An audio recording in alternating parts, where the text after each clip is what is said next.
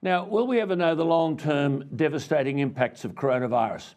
It seems you're not allowed to talk about the adverse effects, but will we ever know the impact on children of being forced out of their classrooms for an endless period of time, denied a proper education and denied access to their friends, denied the simple things like a sleepover or the smile from their teacher?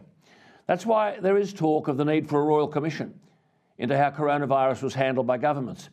There is report after report on the damage done to young people. In October last year, UNICEF, in a report titled The State of the World's Children 2021 On My Mind, Promoting, Protecting and Caring for Children's Mental Health, was the most comprehensive look at the mental health of children, adolescents and caregivers in the 21st century.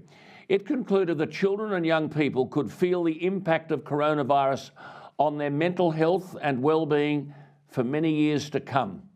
And that, quote, young people carried the burden of mental health conditions without significant investment in addressing them. Now, this is pretty staggering stuff. More than 1 in 7 adolescents globally, aged 10 to 19, were estimated to live with a diagnosed mental disorder. The report found almost 46,000 adolescents die from suicide each year, amongst the top 5 causes of death for their age group. It also found that, quote, wide gaps persist between mental health needs and mental health funding, unquote. Nothing that I've heard in this election campaign has gone remotely close to addressing the aftermath of coronavirus. This UNICEF report from last year argued that the lost contribution to economies due to mental disorders amongst young people was estimated at nearly $390 billion a year.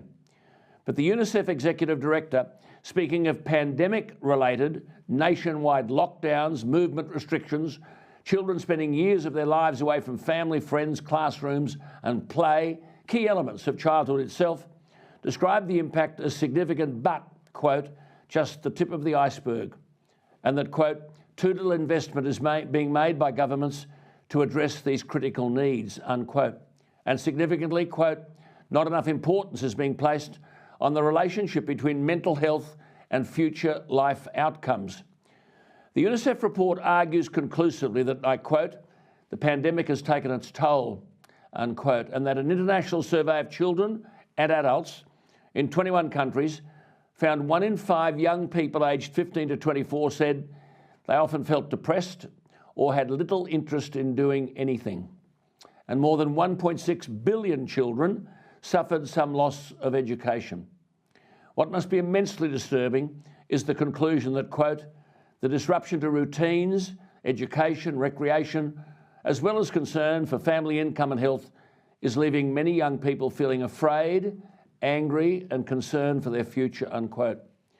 The report identifies society's costs, as I said, as a result of diagnosed mental disorders, including ADHD, anxiety, autism, bipolar disorder, conduct disorder, depression, eating disorders, intellectual disability, schizophrenia, all of which, as UNICEF rightly argues, can significantly harm children and young people's health, education, life outcomes and earning capacity. An analysis by the London School of Economics indicated the lost contribution to economies due to mental disorders that lead to disability or death amongst young people is, as I said, nearly $390 billion.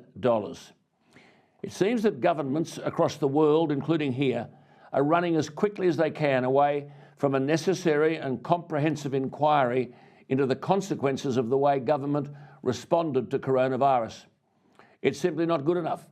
The damage to young people must concern us all, but then who is addressing the damage done in the classroom by indoctrination, not education? So I suppose why bother about the damage done to young people as a result of government edicts in relation to coronavirus? Support is available for anyone struggling with mental health issues. You can call Beyond Blue on 1300 22 46 36 or Lifeline on 13 11 14.